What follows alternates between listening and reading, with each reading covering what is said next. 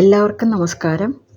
ഇന്ന് ഞാൻ ഭഗവാൻ നാരായണൻ്റെയും മഹാലക്ഷ്മിയുടെയും രസകരമായ ഒരു കഥ പറയാം. ഭഗവാൻ നാരായണൻ ഒരിക്കൽ മഹാലക്ഷ്മിയോട് പറഞ്ഞു, ജനങ്ങൾക്കിടയിൽ എത്രമാത്രം ഭക്തി വർദ്ധിച്ചു. എല്ലാവരും നാരായണ നാരായണ എന്ന് ജപിക്കുന്നു. അപ്പോൾ മഹാലക്ഷ്മി പറഞ്ഞു, താങ്കൾക്ക് വേണ്ടിയല്ല, എന്നെ നേടുവാൻ വേണ്ടിയുള്ള ഭക്തിയാണ് വർദ്ധിച്ചത്.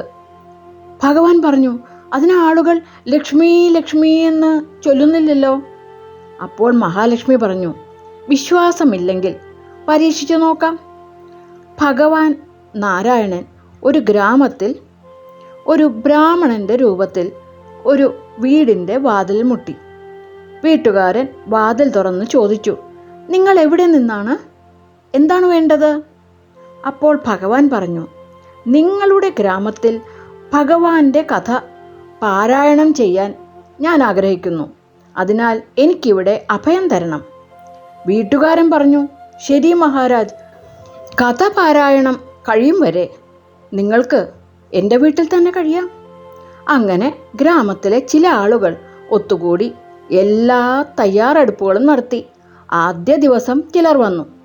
ഭഗവാൻ സ്വയം കഥ പറയുന്നതിനാൽ 2-3 ദിവസത്തിനുള്ളിൽ കേൾക്കുന്നവരുടെ എണ്ണം കൂടി. കഥ പറയുന്ന സ്ഥലം തിക്കും തിരക്കും കൊണ്ട് നിറഞ്ഞു. ഒരു ഉത്സവ പറമ്പായി അവിടെ മാറി. ജനങ്ങളുടെ ഭക്തി കണ്ട് ഭഗവാൻ സന്തോഷിച്ചു. എന്താണ് സംഭവിക്കുന്നതെന്ന് ഇപ്പോൾ നോക്കാമെന്ന് മഹാലക്ഷ്മി മനസ്സിൽ കരുതി. ലക്ഷ്മി ഒരു വൃദ്ധയുടെ രൂപമെടുത്തു. എന്നിട്ട് അതേ ഗ്രാമത്തിലെത്തി.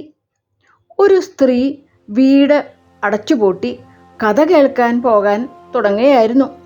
അവരുടെ അടുത്ത് ചെന്ന് മഹാലക്ഷ്മി പറഞ്ഞു, കുറച്ച് വെള്ളം തരൂ മോളെ, എനിക്ക് ദാഹിക്കുന്നു.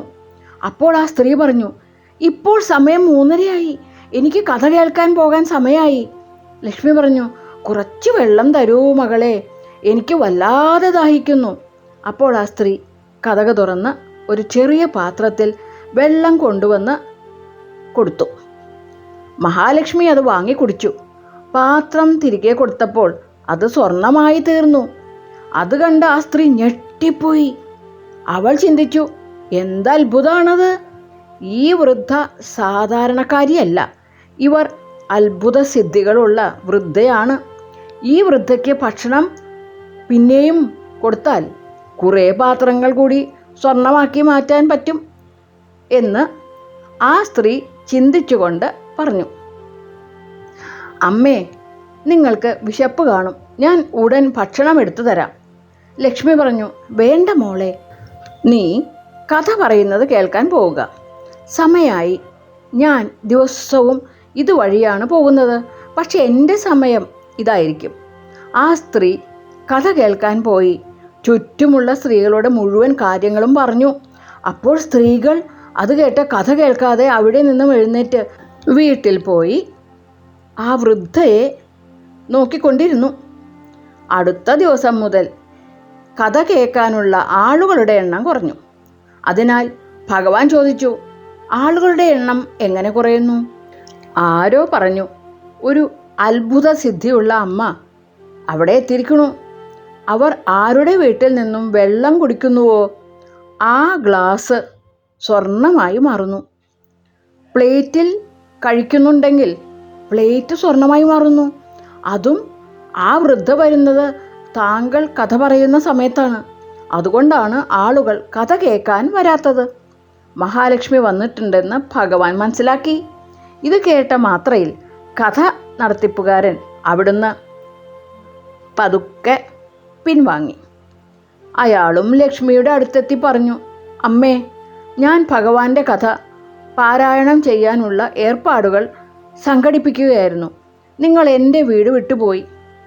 മഹാലക്ഷ്മി പറഞ്ഞു, ഞാൻ ആദ്യം നിങ്ങളുടെ വീട്ടിൽ വരാനിരിക്കുകയായിരുന്നു. പക്ഷേ നിങ്ങളുടെ വീട്ടിൽ നിങ്ങളൊരു കഥ പറയുന്ന ബ്രാഹ്മണനെ താമസിപ്പിച്ചതിനാൽ എനിക്കവിടെ വരാൻ കഴിഞ്ഞില്ല. അതിനാൽ ആ ബ്രാഹ്മണനെ എത്രയും പെട്ടെന്ന് പറഞ്ഞു വിടുക. അപ്പോൾ മാത്രമേ എനിക്കവിടെ വരാൻ കഴിയുകയുള്ളൂ.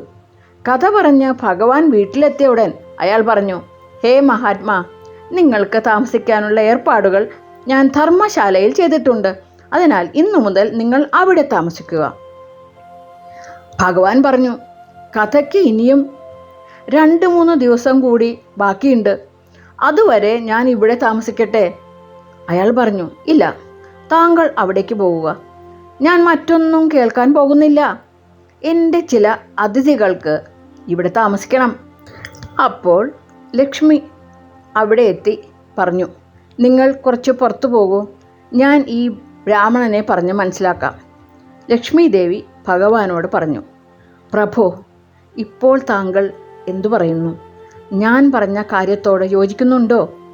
നാരായണൻ പറഞ്ഞു, ശരിയാണ് ദേവി, നിങ്ങളുടെ പ്രഭാവം ഉണ്ട്. പക്ഷേ ഒരു കാര്യം ഞാൻ പറയുന്നത് അംഗീകരിക്കണം. ഞാനൊരു ബ്രാഹ്മണനായി വന്നതിന് ശേഷമാണ് ദേവി ഇവിടെ വന്നത്. ഇവിടെ ആര് എൻ്റെ കഥ പറയുന്നുവോ അവിടെ ലക്ഷ്മി ദേവിയുടെ വാസവും ഉണ്ടായിരിക്കും. ഇത്രയും പറഞ്ഞ് ഭഗവാൻ അവിടെ നിന്ന് വൈകുണ്ഠത്തിലേക്ക് വിട പറഞ്ഞു. പ്രഭുവിൻ്റെ വേർപാടിനു ശേഷം അടുത്ത ദിവസം അയാളുടെ വീട്ടിൽ ഗ്രാമവാസികളുടെ ഒരു ജനക്കൂട്ടമുണ്ടായിരുന്നു. എല്ലാവരും ദേവി ലക്ഷ്മിയോട് തങ്ങളുടെ വീട്ടിൽ വീണ്ടും വീണ്ടും വരാൻ ആവശ്യപ്പെട്ടു. എന്നാൽ ലക്ഷ്മി ദേവി ആ ഗ്രാമീണരോട് പറഞ്ഞു, ഞാനും പോവുകയാണ്. എല്ലാവരും ചോദിച്ചു, അമ്മേ, എന്തുകൊണ്ടാണ് പോകുന്നത്? ഞങ്ങൾ എന്തെങ്കിലും തെറ്റ് ചെയ്തോ? അപ്പോൾ അമ്മ പറഞ്ഞു, നാരായണൻ താമസിക്കുന്നിടത്താണ് ഞാൻ താമസിക്കുന്നത്. നിങ്ങൾ നാരായണനെ പുറത്താക്കി, അപ്പോൾ ഞാൻ എങ്ങനെ ഇവിടെ താമസിക്കും? അങ്ങനെ മഹാലക്ഷ്മി അവിടെ നിന്നും ഭഗവാന്റെ അടുത്തേക്ക് പോയി. മഹാലക്ഷ്മിയെ മാത്രം ആരാധിക്കുന്നവർ നാരായണനിൽ നിന്ന് അകന്നു പോകുന്നു. എന്നാൽ നാരായണനെ ആരാധിക്കുകയാണെങ്കിൽ മഹാലക്ഷ്മി പുറകെ വരും എന്നത് സത്യമാണ്. കാരണം നാരായണൻ ഇല്ലാതെ മഹാലക്ഷ്മിക്ക് ജീവിക്കാൻ കഴിയില്ല. എവിടെ പരമാത്മാവിനെ സ്മരിക്കുന്നു അവിടെ മഹാലക്ഷ്മി വസിക്കുന്നു. ലക്ഷ്മിയുടെ, അതായത് ധനത്തിൻ്റെ പിന്നാലെ മാത്രം ഓടുന്നവർക്ക് മായയെയോ രാമനെയോ ലഭിക്കുകയില്ല. മഹാവിഷ്ണു നമോസ്തുതേ, മഹാലക്ഷ്മി നമോസ്തുതേ. നന്ദി.